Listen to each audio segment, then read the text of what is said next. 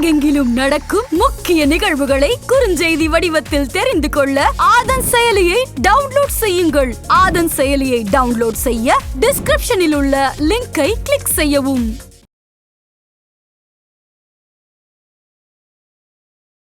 வடிகட்டிய கஞ்சன் சொல்லுவாங்கள்ல, அது வடிவேலுக்கு சரியா பொருந்தும். அப்படிப்பட்டவர் என்னன்னா இப்போ கொஞ்சம் வெளியில கொஞ்சம் நல்ல மனுஷன் மாதிரி காட்டிக்கிறதுக்காக இப்பதான் பண்ண ஆரம்பிச்சிருக்காரு. லட்சமா இருந்தாலும் சரி 60,000 இருந்தாலும் சரி கொடுக்கறது நல்ல எண்ணம். ஆனா அந்த நல்ல எண்ணம் முழு உள்ளத்தோட கொடுத்துருக்காருன்னா இவர்கிட்ட இருந்த ஆட்கள் ஒரு சில பேர் தான் கொஞ்சம் வந்திருக்காங்க. ஆனா வளரப்பட்டது கிடையாது. கூட நடிச்சவங்க யாருமே வளர்ந்துடக்கூடாது அப்படிங்கிற ரொம்ப தெளிவா கங்கணம் கட்டி பண்ணாலு. இன்னொன்னு வடிவேல் இடத்தை யாரும் பிடிக்க முடியாது, அவரிடம் அவருக்கு தான். ஆனாலும் எங்க வளர்ந்துருவானுன்ற எல்லா காமெடியும் எலெக்ஷன் 2011 எலெக்ஷன் டைம்ல நிறைய தாக்கியிருக்காரு. ஏடிஎம்கே பத்தியோ அல்லது ஜெயலலிதாவை பத்தியோ எதுவுமே பேசல. விஜயகாந்தை பயங்கரமா தாக்குறாரு. விஜயகாந்த் தான் வாழ்க்கை இப்படி ராஜ்கிரங்க தான். அது மாதிரி விஜயகாந்தும் அவரை வளர்ச்சிக்கு பெரும்பங்கு வைத்த விஜயகாந்த். அவரே நக்கலா கேட்டோன்னா விஜயகாந்தோட ரசிகர்கள் இன்னும் சொல்ல போனா. ஆதன் நியூஸ் நேயருக்கு வணக்கம் and welcome to the show. இன்னைக்கு நம்ம கூட பத்திரிகையாளர் தஞ்சை அமரன் சார் இருக்காரு. வணக்கம் சார். வணக்கம் சார். வடிவேலு அவர்கள் கிட்ட ஒரு 6 லட்ச ரூபா நிதி உதவி கொடுத்துருக்காரு. ஸோ அதை நீங்க எப்படி பாக்குறீங்க சார்? இல்லை, நல்ல விஷயம்தான். பட் அந்த 6 லட்சங்கிறது அவர் 60 லட்சம் கூட கொடுக்கலாம். அந்த அளவுக்கு வசதி வாய்ப்பெல்லாம் உள்ள ஆளு தான். எனக்கு என்ன ஆச்சரியம்னா, இதற்கு முந்தைய வடிவேலு இப்படியெல்லாம் பண்ண மாட்டார். ஏன்னா வடிகட்டிய கஞ்சன் சொல்லுவாங்கள்ல, அது வடிவேலுக்கு சரியா பொருந்தும். அப்படிப்பட்டவர் என்னன்னா இப்போ கொஞ்சம் வெளியில கொஞ்சம் நல்ல மனுஷன் மாதிரி காட்டிக்கிறதுக்காக இதெல்லாம் பண்றாரு. இப்பதான் பண்ண ஆரம்பிச்சிருக்காரு. பட் 6 லட்சமா இருந்தாலும் சரி 60,000 இருந்தாலும் சரி கொடுக்கறது நல்ல எண்ணம். ஆனா அந்த நல்ல எண்ணம் முழு உள்ளத்தோட கொடுத்துருக்காருன்னா அது கிடையாது. ஒரு விளம்பரத்துக்காக, நல்ல பெயரை சம்பாதிக்கிறதுக்காக. ஏன்னா விவேக் மறைந்த பிறகு விவேக் எவ்வளோ மரியாதை இருந்தது, எவ்வளோ அவர் செஞ்ச நல்ல விஷயங்கள்லாம் வெளியில் வந்தது. இந்த பேரிடர் காலங்கள்லாம் விவேக் நேரடியாக களத்தில் இறங்கி உதவி செஞ்சுருக்காரு. மயில்சாமி அதுக்கு மேலே தன்கிட்ட காசு இல்லாட்டினா கூட கடன் வாங்கி மனைவியோட சங்கிலியை அடகு போட்டு அல்லது விற்று இப்படிலாம் நேரடியாக போட்டில் போய் இப்படிலாம் இறங்கி உணவுகள் எல்லாம் செஞ்சுருக்காரு மயில்சாமி. ஆனால் இப்போ இந்த சம்பவத்துக்கு பிறகு தான், இப்போ இந்த மிக்ஜாம் புயல் பேரிடருக்கு பிறகு தான் மயில்சாமியும் விவேக்கும் ஒரு பெரிய தெய்வமாக தெரியுறாங்க. பாலா, அறந்தாங்கி, நிஷா எல்லாமே பண்ணாங்க. ஆனால் அவங்க இருந்திருந்தால் இன்னும் எவ்வளோ பண்ணியிருப்பாங்க அப்படிங்கிறது இப்போதான் தெரியுது. வடிவேல் இன்னும் களமிறங்கலாம் ஒன்றுமே செய்யலை. ஏதோ வெளியில் தெரிஞ்சு ஒரு 6 லட்ச ரூபா கொடுத்து இது பண்ணியிருக்காரு. வடிவேலுடைய குணாதிசயம் என்னன்னாக்கா, தன்னோட நடித்த துணை நடிகர்கள் இருக்காங்களே 5 பைசா கொடுக்க மாட்டார். அவங்க காசை தான் அடிச்சிருக்காரு. எப்படின்னா, இப்போ உதவியாளர் டச்சப் பாய் இவங்களாம் இருக்காங்களே, இவங்களுக்கெல்லாம் கம்பெனி ஒரு பாட்டான்னு சொல்லிட்டு ஒன்று கொடுக்கும். அந்த பாட்டா ஒரு 2,000 இருக்கலாம், 3,000 இருக்கலாம். இதை பொறுத்து இருக்குது, கேட்டகரியை பொறுத்து இருக்குது. அந்த பணத்தை கூட ஆட்டையை போட்டு ஒரு 3,000 தராங்கன்னா வச்சுங்கன்னா 2,000 சாப்பிட்டுட்டு 1,000 தான் கொடுக்கக்கூடிய ஒரு ஆள். ஒரு கமிஷன் மாதிரி. ஆமாம், கமிஷன் இல்லை, அவர் வச்சதான் ராஜாங்கம். கமிஷன்லாம் கிடையாது. வாங்கிட்டு இவர் செலவு பண்ணிட்டு அந்த காசில் கூட குடிச்சிருக்காரு. காசு இல்லாத காசு இல்லை. அவர் பாருங்க, இது பண்ணிட்டு வடபழனியில் ஒரு ஹோட்டல் இருக்கு, அங்கேருந்து தான் அவருக்கு ஃபுட்டெல்லாம் போகும். சீராக்னு ஒரு ஹோட்டல். இது பண்ணிட்டு அவனை அது வரலையும் தான் குடிச்சிட்டு சாப்பிட்டுட்டு எல்லாம் இது பண்ண பண்ணி அது வரலையும் காக்க வச்சுட்டு அதன் பிறகு தான் கொடுத்து அனுப்புவார். அந்த மாதிரி ஒரு மோசமான எண்ணம் கொண்டவர். திடீர்னு இப்படி செய்கிறாரு அப்படின்னு நல்ல மனுஷன்லாம் வடிவேலு ஒரு மிகச்சிறந்த நடிகன், கலைஞன். அதில் மாற்று கருத்தே கிடையாது. ஆனால் நல்ல மனிதன் கிடையாது. இப்படி அழுப்பத்தனமாக இந்த விஷயத்த இப்போ சொன்னல, அதுலேருந்து அவர் எப்பேற்பட்டவர்னு தெரிஞ்சுக்கலாம். விவேக் அது மாதிரி 2 பேரும் கம்பேர் பண்ணல. விவேக் அது மாதிரி இல்லை. அதெல்லாம் நல்லா கூட வரவங்க வாய்ப்பு கொடுத்து இது பண்ணி அரவணைச்சி எல்லாம் பண்ணியிருக்காரு. இவர்கிட்ட இருந்த ஆட்கள் ஒரு சில பேர் தான் கொஞ்சம் வந்திருக்காங்க. ஆனால் வளரப்பட்டது கிடையாது. கூட நடித்தவங்க யாருமே வளர்ந்துடக்கூடாது அப்படிங்கிற ரொம்ப தெளிவாக கங்கணம் கட்டி பண்ணாலு. இன்னொன்று வடிவேல் இடத்தை யாரும் பிடிக்க முடியாது, அவரிடம் அவருக்கு தான். ஆனாலும் எங்கே வளர்ந்துருவானுன்ற எல்லா காமெடியும் அடைச்சி வச்சுக்கிறது, மரியாதை இல்லாமல் பேசுறது, இந்த மாதிரி அவங்க பணத்தை சுரண்டி சாப்பிட்றது, இந்த மாதிரி ரொம்ப கெட்ட குணத்துக்கு சொந்தக்காரர் தான் வடிவேல். ஓகே, இதுக்கு முன்னாடி எதுவும் நிதி கொடுத்துருக்காரா வடிவேலு அவர்கள்? அரசுக்கு இல்ல ஒரு சில இதுக்கு கொடுத்துருக்காரு. ம். ஆனால் இப்ப பெருந்தொகையா கொடுத்தது இந்த 6 லட்சம் ரூபா தான். ம். இந்த 6 லட்ச ரூபா கொடுத்துருக்காரு. அதாவது எச்சக்கையில காக்கா வரட்ட மாட்டாங்கன்னு சொல்லுவாங்கல்ல, ம். அந்த கேரக்டர் வடிவேலுக்கு ரொம்ப ரொம்ப பொருத்தம். ம். அந்த மாதிரி ஒரு கஞ்சன். நான் அடிப்படையில வந்து ஒரு ஏழை வீட்டில் பிறந்து ஒரு தொழிலாளியா வேலை செஞ்சு அதன் பிறகுமா அவர் வந்து ராஜ்கிரண் தான் கூட்டிட்டு வர்றாரு சென்னைக்கு. ம். ராஜ்கிரண் வந்து அங்கே ஒரு ஷூட்டிங் போன இடத்துல ஏதோ விஷயம் போனாலும் ஒரு ஹோட்டலில் தங்கியிருக்காரு. அப்போ காமெடியாக பேசுறதுக்கு யாராவது துணைக்கு ஒரு ஆள் வேணும்னா இவர் தான் தெரு நாடகம் எல்லாமே பண்ணுவார். ஸ்டேஜ் அந்த இதெல்லாம் நல்லா பாடுவார். எல்லாமே ஒரு என்டர்டெய்னராக இருப்பார் வடிவேல். கண்ணாடி கடையில் வேலை செஞ்சிருந்தப்ப இவர் அனுப்பி விட்றாங்க. அப்போ ராஜ்கிரனுக்கு பிடிச்சி போச்சு. வா சென்னைக்கு அப்படின்ட்டு கூப்பிட்டு வர்றாரு. அவர் தான் கூப்பிட்டு வந்து எல்லா வேலையும் எடுபடி வேலையிலேருந்து எல்லா வேலையும் ராஜ்கிரனுக்கு பண்ணார் வடிவேல். அப்புறம் என் ராசாவின் மனசிலே படத்தில் அறிமுகமாறாரு. அப்படி தான் வளராரு. ஆனால் ஒரு கட்டத்தில் ராஜ்கிரண் வந்து ரொம்ப நொடிச்சு போகிறார். அவர்கிட்ட ஒரு பெரிய பணம் இல்லாமல் இருந்தப்ப வடிவேல்கிட்ட உதவி கேட்குறாரு. அவர் கேட்டது ஒரு கோடி ரூபாய்க்கு மேலே கேட்டிருக்காரு. ஆனால் வடிவேல் கொடுத்தது 16 லட்சம் கொடுத்துட்டு இனிமேல் அந்த ஆளை வந்து ஆஃபீஸ் பக்கம் வர சொல்லிடுறாங்க இப்படி சொல்லி கொடுத்துருக்காரு. அப்படி அவர் தான் கூட்டு வந்து வாழ்க்கை கொடுத்ததே வந்து ராஜ்கிரண். ஆனால் நன்றி கட்டத்தனமாக நடந்துக்கிட்டாரு. அதன் பிறகு பார்த்தீங்கன்னா சினிமாவுக்கு வந்த பிறகு அந்த படத்தில் முடிச்சோன்னே சின்ன கவுண்டர் படத்தில் ஆர்வி உதயகுமார் வாய்ப்பு கொடுக்குறாரு. அப்போ அந்த படத்தில் இந்த விஜயகாந்த் கொடை பிடிக்கிற மாதிரி நடிப்பார். அப்போ வந்து அவருக்கு சீனே இல்லாதப்போ கூட ஓடி போய் நின்றுவாராம். இந்த கேமராமேன் கூப்பிட்டு ஐயோ என்ன நீ பாட்டு போய் நிற்கிற வெளில வா உனக்கு கிடையாது சீன் அப்படின்னு சொல்கிறப்ப கூட விஜயகாந்த் இல்லை இருக்கட்டும் வளர்ந்துட்டு போகிறான் அப்படின்னு சொல்லி விஜயகாந்த் தான் வளர்த்தாரு. அவருக்கு நிறைய படங்களுக்கு வந்து வாய்ப்பு கொடுத்தாரு. வடிவேல் இருக்கட்டும் வான்னு. அப்பேற்பட்ட விஜயகாந்தையே வந்து வளர்த்த கடை மார்பில் பாஞ்ச மாதிரி 2011 என்ன நடந்ததுங்கிறது நாடு அறியும். அந்த மாதிரி ஒரு நன்றி விசுவாசம் இல்லாத ஆள். நீங்க சொன்ன மாதிரி இப்போ ஒரு மேடையில் விஜயகாந்த் அவர்களை பத்தி ஒரு மாதிரி பேசியிருப்பாரு. ஸோ அந்த மாதிரி பேச என்ன காரணம் சார்? இல்லை ஒரு மேடையில் இல்லை, அந்த எலெக்ஷன் 2011 எலெக்ஷன் டைம்ல வந்து நிறைய தாக்கியிருக்காரு. ஏடிஎம்கே பற்றியோ அல்லது ஜெயலலிதாவை பற்றியோ எதுவுமே பேசலை. விஜயகாந்தை பயங்கரமாக தாக்குறாரு. டிஎம்கேக்கு ஒரு பிரச்சாரம் செய்கிறாரு, ஆதரவாக பிரச்சாரம் செய்கிறாரு. அதுக்கு முந்தைய வெஞ்சன்ஸ் தான் அது. என்னென்னா வடிவேலுடைய ஆஃபீஸ் சாலிகிராமத்தில் வடிவேலுடைய ஆஃபீஸுக்கு பக்கத்தில் வந்து விஜயகாந்தோட உறவினர் வீடு. அப்போ ஒரு டெத்து விழுந்துருச்சு. அங்கே அந்த டெத்துக்காக உறவினர்கள்லாம் வராங்க. காரை வந்து வடிவேல் ஆஃபீஸ்கிட்ட வழிநடுக நிறுத்தி வச்சுருக்காங்க. ஏன் நிறுத்துறீங்க? அதாவது ஒரு சாவு நடந்து போச்சு. இது மனிதாபிமான அடிப்படையில் வந்து சரி ரைட்னு அனுசரித்து போகலாம். விட்டுட்டு கேப்டன் என்ன கப்பலுக்கு கேப்டனா அதுன்னு ரொம்ப நக்கலாம். விஜயகாந்த் தான் வாழ்க்கை இப்படி ராஜ்கிரண் தான். அது மாதிரி விஜயகாந்தும் அவரை வளர்ச்சிக்கு பெரும் பங்கு வைத்த வந்து விஜயகாந்த். அவரே நக்கலாக கேட்டோன்னே விஜயகாந்தோடைய ரசிகர்கள் இன்னும் சொல்லப்போனால் ஒரு கார் அங்கே வந்த ஒரு காருக்கான அடியே ஃபர்ஸ்ட் இவர் தான் வந்து அடித்து நொறுக்கியிருக்காரு.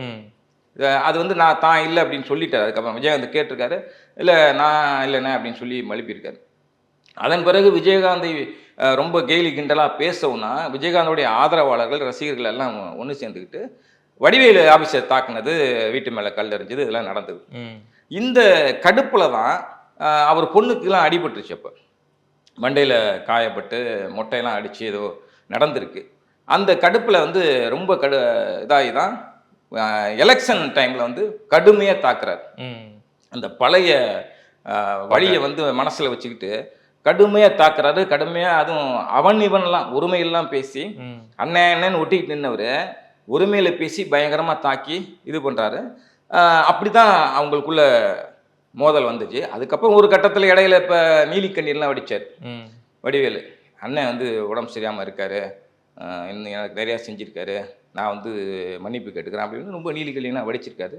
அதெல்லாம் ஒரு ட்ராமா தான். வடிவேலு ஒரு மோசமான கெட்ட குணம் கொண்ட ஒரு காமெடி நடிகர். இப்போ புயலுக்கு அப்புறம் ஆல்மோஸ்ட் என்ன ரெக்கவர் ஆயிடுச்சு. ஸோ இந்த சூழ்நிலை இப்போ வந்து இந்த தொகை கொடுக்கறதுக்கு என்ன சார் காரணம் நினைக்கிறீங்க? இல்லை அதுதான் அது எல்லாமே கொடுத்துட்டு இருக்காங்க. தாவும் கொடுப்போன்ட்டு அது லேட்டாக தான் ஞான உதயம் வந்திருக்கு. நீங்கள் வந்து களத்தில் இறங்கி விவேக் மாதிரியோ மயில்சாமி மாதிரியோ ஒரு ரொம்ப குறைவாக சம்பளம் வாங்குற பாலா வந்து போய் களத்தில் நிற்கிறாரு. இவர் என்ன செஞ்சார்? ஒன்றுமே கலட்டலை, எப்பொழுதுமே கலட்டினது கிடையாது. அதான் சொல்கிறேன்ல, தன்னுடைய உதவியாளர்கள் காசே வந்து ஆட்டையை போகிறவர், கமிஷன் அடிக்கிறவர், எப்படி வந்து மக்களுக்கு நல்லது பண்ணணும்னு மக்கள் கொடுத்த காசு தான் இல்லையா? மக்கள்னால தான், மக்கள் உங்களை ரசிச்சதுனால தான் நீங்கள் பெரிய காமெடி ஆனீங்க. அதுக்கப்புறம் நிறைய சம்பளம் வாங்கினார். நல்ல ஒரு ஹீரோவை விட அதிகமாக சம்பாதிச்சார் ஒரு டைம்லாம்.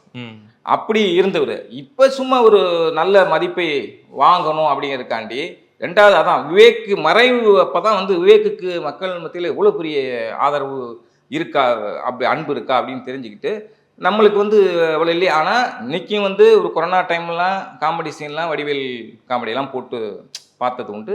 அவருடைய காமெடி மருந்து தான் கண்டிப்பாக, அதெல்லாம் இல்லைன்னு சொல்ல.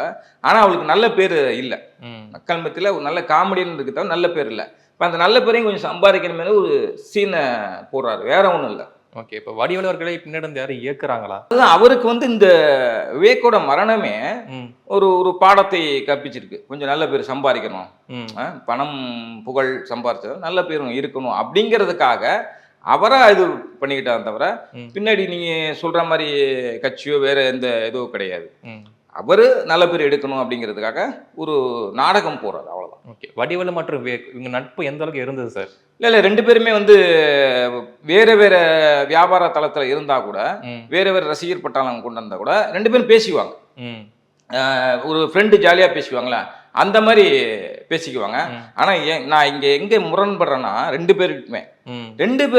பேருகிட்ட அத்தனை காமெடியன்கள் ஒர்க் பண்ணாங்க, ரெண்டு ஒர்க் பண்ணாங்க. ஆனா ஒரு ஆள் கூட மேல வரல, அதுதான் முரண்பாடு இருக்கு. வளர்த்து உடனும் கூட நினைக்கல. அப்படி யாராவது கொஞ்சம் கேரக்டர் கனமா வர மாதிரி இருந்தா கூட அதையும் வந்து ஆஃப் பண்றது. இந்த வேலையெல்லாம் வடிவேல் நிறையவே பண்ணியிருக்காரு. வடிவேல் அவர்கள் நிறைய ஹிட் கொடுத்திருந்தாரு. ஸோ 2011 எலெக்ஷனுக்கு அப்புறம் அப்படியே டவுன் ஆயிட்டாரு. இதுக்கு என்ன காரணம் சார்? இல்ல அதான் அவரு தவளை தன் வாயால் கெடும்பாங்கல்ல, அதுதான். அப்போ பார்த்தீங்கன்னா எலெக்ஷன் முடிவு வரட்டும் பாருங்க, விஜயகாந்த் இருக்கிற இடம் தெரியாமல் போயிடுவாரு அப்படி இப்படிலாம் பேசினாரு. ஆனால் இருக்கிற இடம் தெரியாமல் போனவர் வடிவேல் தான். ஏன்னா எண்ணம் போலே வாழ்வுன்னு சொல்லுவாங்கள்ல, அவருடைய இந்த கெட்ட எண்ணங்கள்லாம் அதுக்கப்புறம் தான் வேலை செய்ய ஆரம்பிச்சிது. 2011 பார்த்தீங்கன்னா அதுக்கப்புறம் அந்த இம்சை அரசன் 24ஆம் புலிகேசி அந்த படம், சங்கர் படத்தை அதில் பிரச்சனையை பண்ணி இது பண்ணி தயாரிப்பாளர் சங்கம் வந்து ரெட் கார்டு போட்டுருச்சு. அதன் பிறகு வந்து அதை வந்து பிரேக் பண்ணி மறுபடியும் அவர் நடிக்க வைக்கிறதுக்கு காரணம் வந்து லைக்கா இருக்கணும். அந்த 2011 பிறகு ஒரு 2 வருஷம் சும்மா தான் இருந்தார், எந்த நிகழ்ச்சியும் கலந்துக்கிறது இல்லை. எலெக்ஷனுக்கு பிறகு வந்து எந்த நிகழ்ச்சியும் ரொம்ப ஆஃப் ஆகிட்டார், யாரும் கூப்பிட்றதும் இல்லை. ஒரு கெட்ட பெரும் ஆயிடுச்சு. வடிவேலை விட அதிக ரசிகர்கள் வந்து விஜயகாந்துக்கு தான். விஜயகாந்தோட நல்ல எண்ணம் நல்ல செயல்கள் நாட்டுக்கே தெரியும். எவ்வளோ நல்லது பண்ணியிருக்காரு, எத்தனை இயக்குநர்களை எத்தனை நடிகர்களை வாழ வச்சிருக்காருன்னு தெரியும்.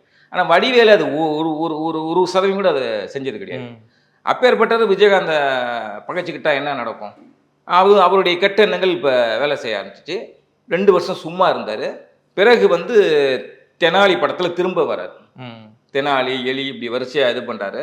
ஆனால் எந்த படமும் கை கொடுக்கல. நாய் சேகர்லேருந்து எல்லாமே இது. இப்போ இந்த கடைசியாக அந்த மாமன்னன் படம் தான் ஒரு மறுபடியும் ஒரு பெயரை ஏற்படுத்தி கொடுத்துருக்கு. இப்போ நிறைய வாய்ப்புகள் வரதாக சொல்கிறாங்க. ஆனாலும் சில தயாரிப்பாளர்கள்ட்ட சில இயக்குநர்கள்ட்ட பயம் இருக்குது. என்னன்னா வடிவேலு வந்துட்டா டார்ச்சர் ஆயிருமோ, பிரச்சனை ஆயிருமோ அப்படின்னு சொல்லி நிறைய பேர் அணுகாமையும் இருக்காங்க. அவர் ஒழுங்காக இருந்தால் செகண்ட் இன்னிங்ஸ் இருக்கும். ஆனால் கிட்டத்தட்ட அவருடைய சினிமா வாழ்வு என்பது முடிஞ்சு விட்டது, அந்த சகாப்தம் முடிஞ்சிருச்சு. ஓகே, இப்போ அரசியலுக்கு வர ஐடியா இருக்கா அவருக்கு? அப்படி வந்தா யார் கூட கூட்டணி அமைப்பாரு? இருக்கான், கூட்டணியெல்லாம் இல்லை. அவர் என்ன, அவர் பின்னாடி மக்கள் பயங்கரமா இருக்காங்க. அதாவது கட்சியெல்லாம் அமைக்க போறது கிடையாது.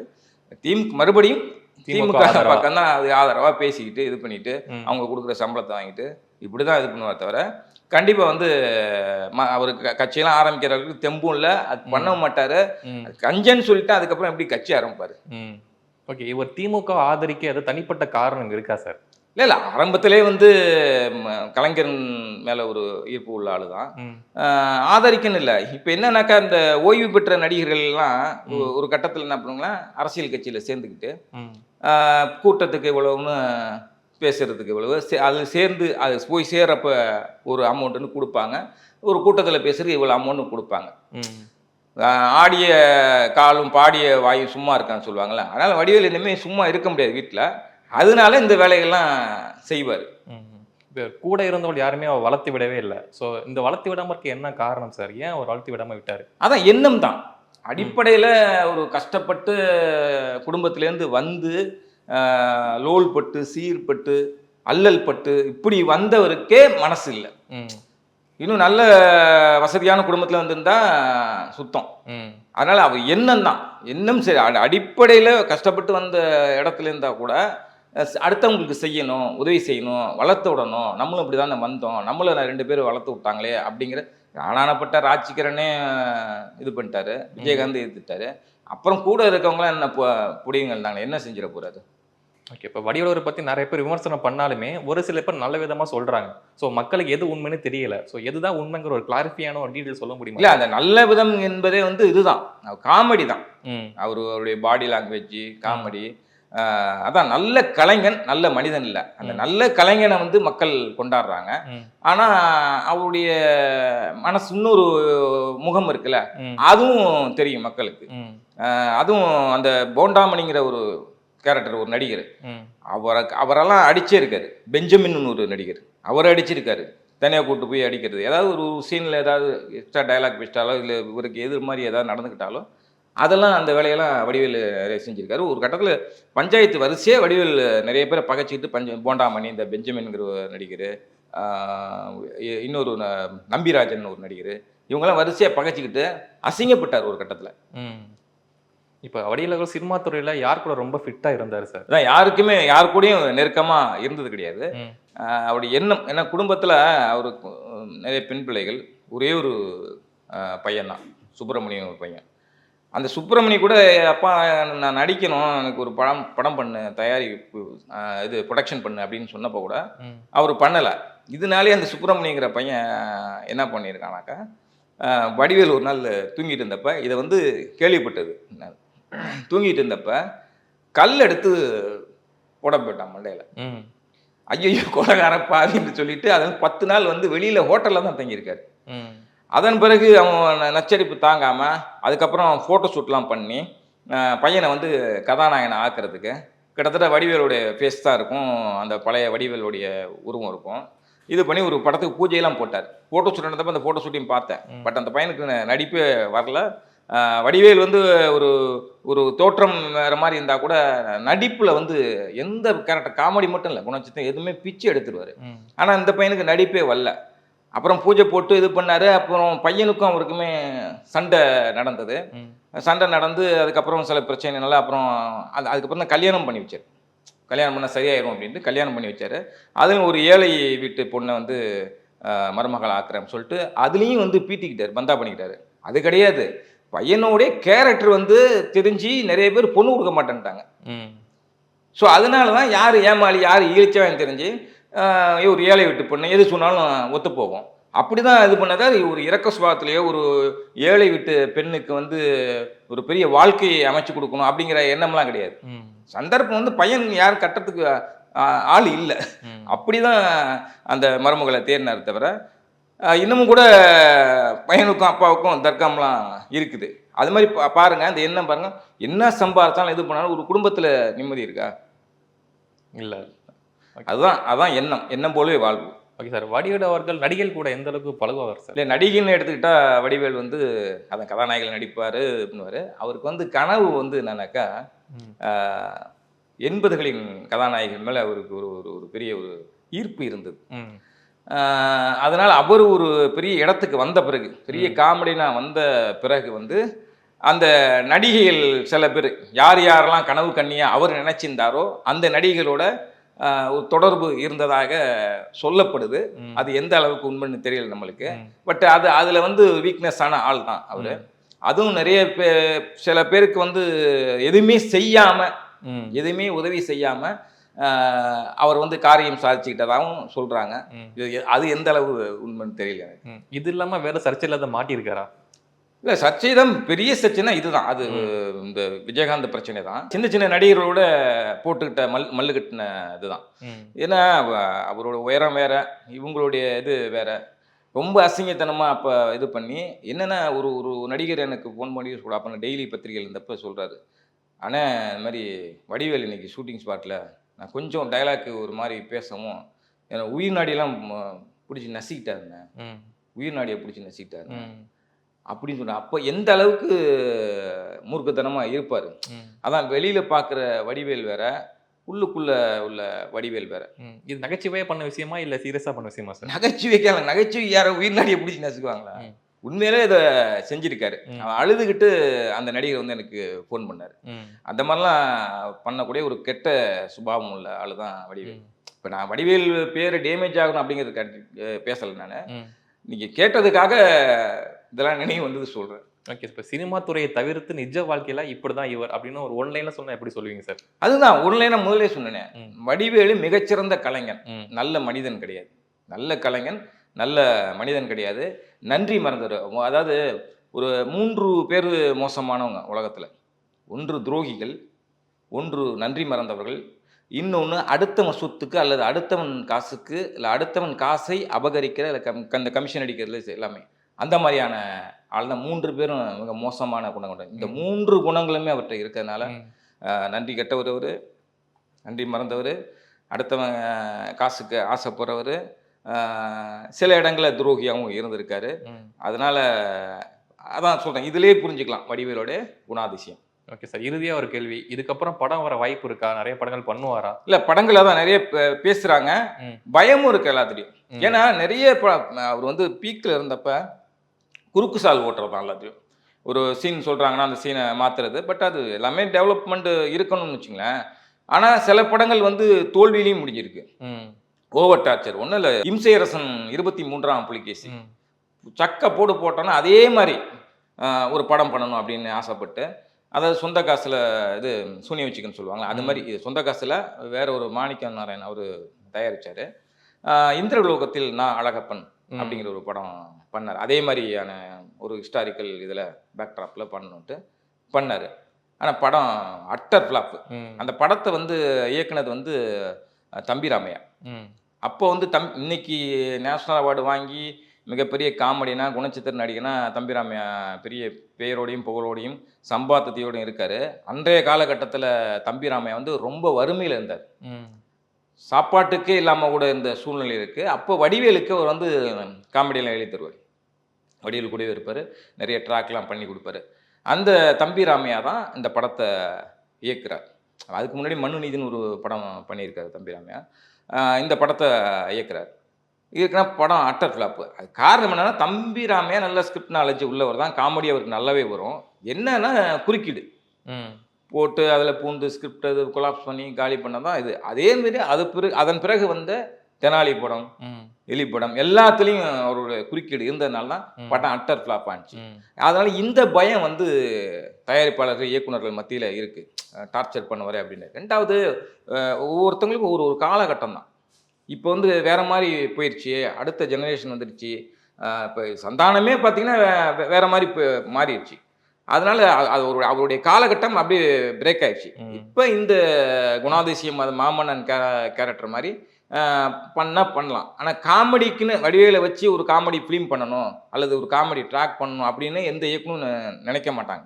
அப்படி நினச்சி இது பண்ணால் ஆமை பூந்த வீடு மாதிரி ஆயிரும். ஏன்னா வடிவேல் அப்படிப்பட்டவர். அதனால் வடிவேலுடைய சினிமா கரியருங்கிறது இந்த மாமன்னனுக்கு பிறகு மறுபடியும் நிறைய விதமாக அந்த குணச்சித்திர கேரக்டர் அந்த மாதிரி பண்ணலாம். தவிர ஒரு காமெடியனா பண்ணுவான்னா கண்டிப்பாக நிறைய பேர் அதுக்கு ஒத்து வர மாட்டாங்க. இந்த இயக்குனராக இருக்கட்டும், தயாரிப்பாளர்கள் யாருமே இப்போ எல்லாமே பயப்படுறாங்க. அதனால் என்ன கேட்டால் வடிவேலுடைய சினிமா கரியங்கிறது கிட்டத்தட்ட முடிவு நிலைக்கு வந்துருச்சு. ஓகே சார், நிறைய தகவல் சொன்னீங்க. வரைக்கு நன்றி. மீண்டும் சந்திப்போம். நன்றி.